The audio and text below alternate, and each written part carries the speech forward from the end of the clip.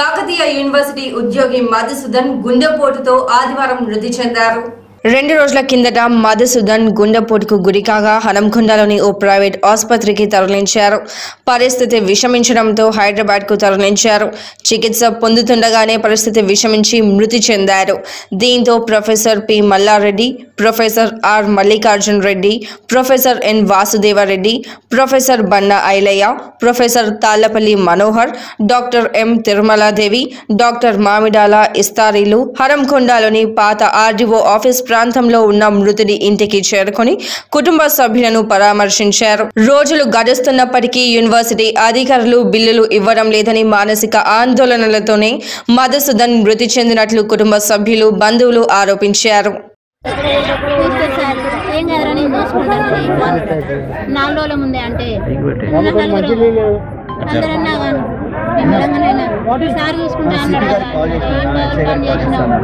చేసినాం కానీ మా దగ్గర ఏ ప్రూఫ్ లేదని సరే నిమ్మలంగా ఇస్తారని మే నుంచి ఇప్పటిదాకా ఆయన ఎన్ని లోపల ఎంత బాధపడ్డాడో కానీ మాకు తెలియలే.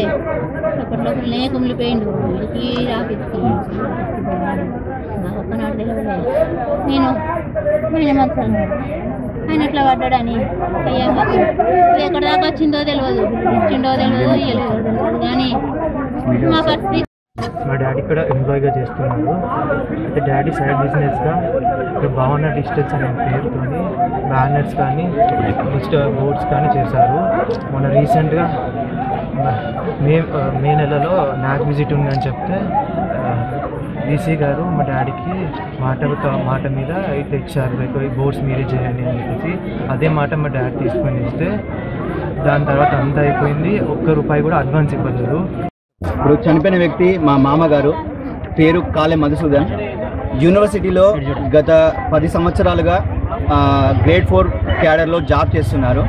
అయితే యూనివర్సిటీలో ఏది విధమైన ఏమన్నా పిల్లలకు మన ఐడెంటిటీ కార్డ్స్ కానీ, ఏదైనా ఫ్లెక్సీ షీట్స్ కానీ, ఏదైనా కార్యక్రమాలు జరిగినా, ఇలాంటివి జరిగినా కూడా మా మామగారి ద్వారా ఏం పుణ్యానికి అడుగుతలేరు కదా. ఆయన పాపం 24 గంటలు కష్టపడి తెచ్చుకున్న టిఫిన్ కూడా తినకుండా పని చేసి ఇక్కడ అన్ని బోర్డులు పెట్టిపోయిండు. ఆయనకు న్యాయం చేయరా? ఆయన కష్టపడ్డ పైసలే ఇవ్వంటారు. ఎవరి ఇంట్లోకి వెళ్ళి ఎవరైతే